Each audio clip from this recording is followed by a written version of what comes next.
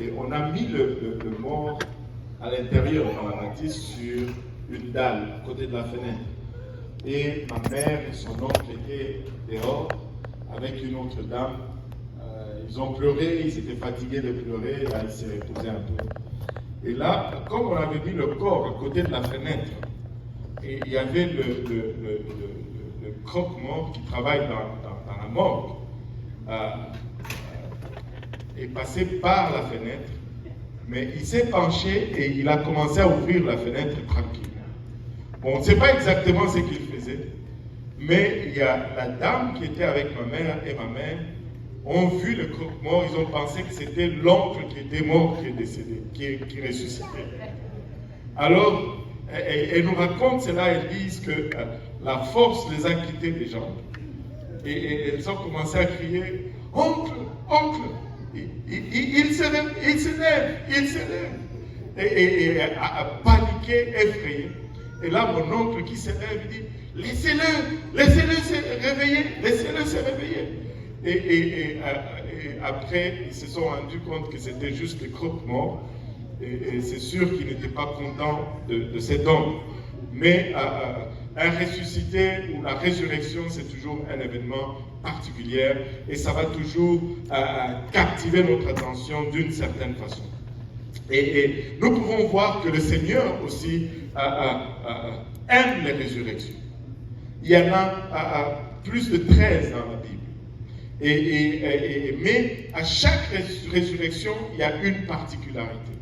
Et une des particularités que nous allons constater, c'est qu'il y a toujours... le Seigneur aime les femmes.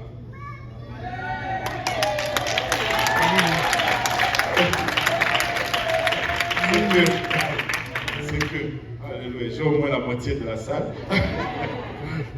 C'est qu'on va remarquer que dans la plupart de résurrections, il va toujours y avoir des femmes autour de la résurrection.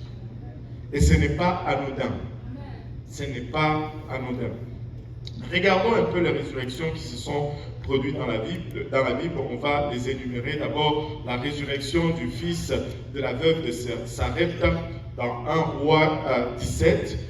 Et la résurrection du fils de la Sunamite dans 2 Rois 4. La résurrection de l'homme qui a été jeté dans la tombe d'Élisée dans 2 Rois 13. Et ça, ce sont les 3 résurrections que nous voyons dans l'Ancien Testament.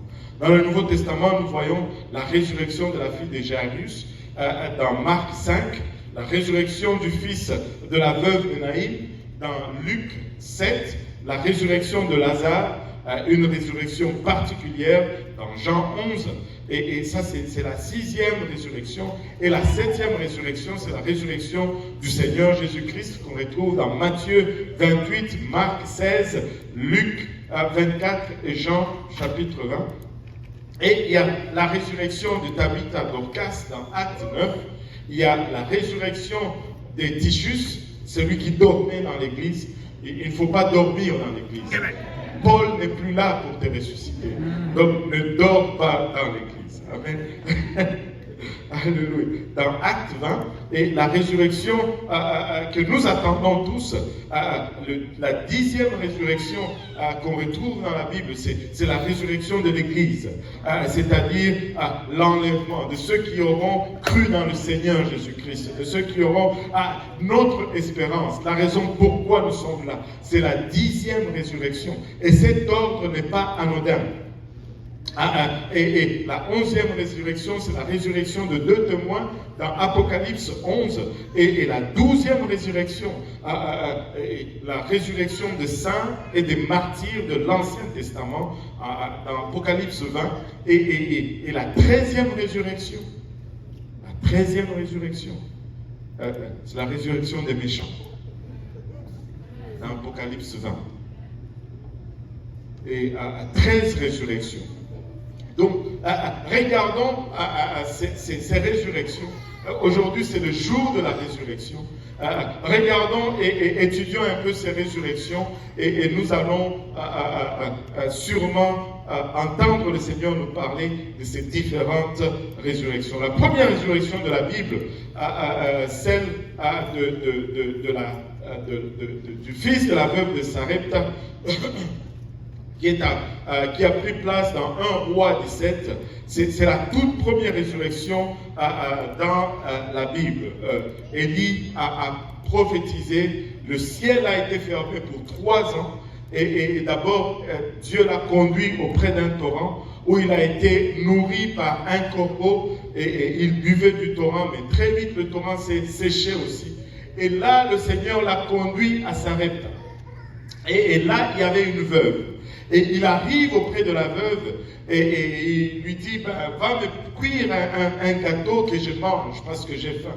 La veuve dit, ben, j'ai seulement un peu de farine, un peu d'huile. Et je vais faire un petit gâteau pour moi et mon fils. Nous allons manger et puis nous allons mourir. Mais Élie lui dit, non, non, non, non, fais d'abord les gâteaux pour moi. Quel pasteur? Un enfant est en train de mourir de faim. Il lui dit, fais d'abord le gâteau pour moi. Mais cette dame a été obéissante malgré la folie de l'ordre. Et vous voyez, cette obéissance a fait qu'il n'a pas manqué de farine ni d'huile dans la maison de cette dame. Et durant toute la famine, elle pouvait aller épuiser, il sortait encore de la farine. Elle pouvait aller épuiser, il sortait encore de l'huile. Tout cela parce qu'elle a été tout simplement obéissante malgré la folie de l'ordre qui lui a été donné. Vous savez, des fois la parole de Dieu peut sembler folle, mais la simple obéissance va produire des résultats. Je ne sais pas c'est à quoi tu fais face, je ne sais pas ce que Dieu t'a demandé, mais une simple obéissance de ce que Dieu demande produit des résultats. Et éventuellement, le fils, la Bible nous dit au verset 17, après ces choses, le fils de la femme, maîtresse de la maison, devint malade, et sa maladie fut si violente qu'il ne resta plus en lui de respiration.